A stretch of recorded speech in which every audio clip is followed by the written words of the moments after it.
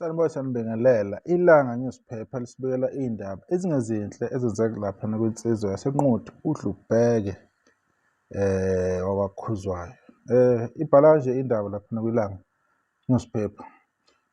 Uvelile enkantolo yemantshi eNquthu namhlanje umculi wamaskandi uDlubheke Khuzwayo usolwa ngamacala 4 okubulala nokuzama ukubulala abesilisa abane bakwaSithole eQhudeni eNquthu. Ababili bashona bedutshulwa, abanye basinda. Icala lihliselwe mhla ka-20 kuyona le nyanga ukuba eyofaka isicelo sebheyili, kodwa usagciniwe ngaphakathi. Kuthiwa uboshelwe eDurban North ngoLwesihlanu wabe sedluliselwe eNquthu. Kunemibiko yokuthi uzihambisile emaphoyiseni emuva kokuba esezwile ukuthi uphiko lwamaphoyisa lwezimo ezibucayi belumthungatha.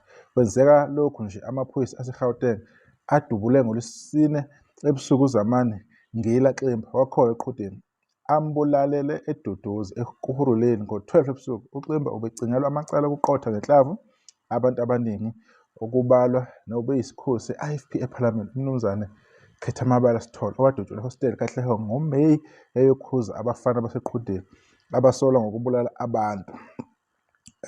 Ezivuthaba Putoland nazo ziyakufakazela lokho ukuthi yena uDlubheke ubhekane nawo amacala. So bese kurepeater nje indaba le efanayo kanye nani ilanga Newspaper.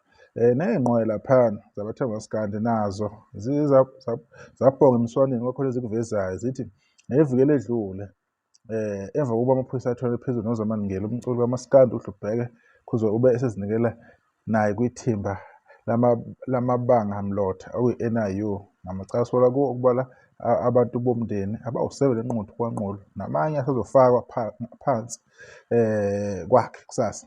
So isho njalo-ke indaba-ke. Right, uDlubheke-ke umfowabo kaNondindwa iMinister yoMaskandi indaba-ke lezi engemnandi nengajabulisi bafowethu.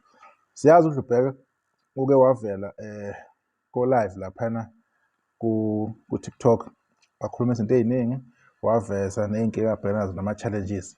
Kodwa ukuzwa iy'nkinga ey'njengalezi kubuka ngathi shuthi iy'nkinga ayakapheli zimhaqele ngampela. Isigameko esingehlela noma ubani lesi bafowethu. Le nto ingenzeka kunanoma ubani. Asazi ubuqiniso bayo, asazi ububanzi bayo, asazi ukujula kwayo. Kodwa kuthinta umculo wamaskandi, umculi thina esifisa ukumbona eqhubeka ecula eshaya ingoma enze kahle emculweni. Akunama-awards bemstreama kakhulu online, enze izinto ezinhle ey'ningi la indimeni. Uke wama-ke ukuqopha-ke ngoba ube ney'nkinga ey'ningi esimeni sokucula. Wasefokhasa-ke ey'ntweni zakhe zasekhaya njengey'mfuyo namabhizinisi kade wazama. Kodwa-ke lezi ndaba lezi ziyashaqisa ngampela and asijabulisi ngampela. Iziphi bafowethu emakhaya zikhona, impi futhi ngiyakuthola nanoma yinini, angeke ukuthi ngeke zikuthole. And asazi ukuthi kusesikhathi kwenzakalani sesiy'thole la esikhona. And futhi ake sifakaze kakhulu size sigamanxe ukuthi ube wrong ube right, iqiniso kulona iqiniso asazi. Thina nje sithatha lokho abasitshela khona esikufunda phansi bese sikuletha la sizolufundela udaba njengoba lunjalo. Sizolandela-ke udaba luhamba kanjani.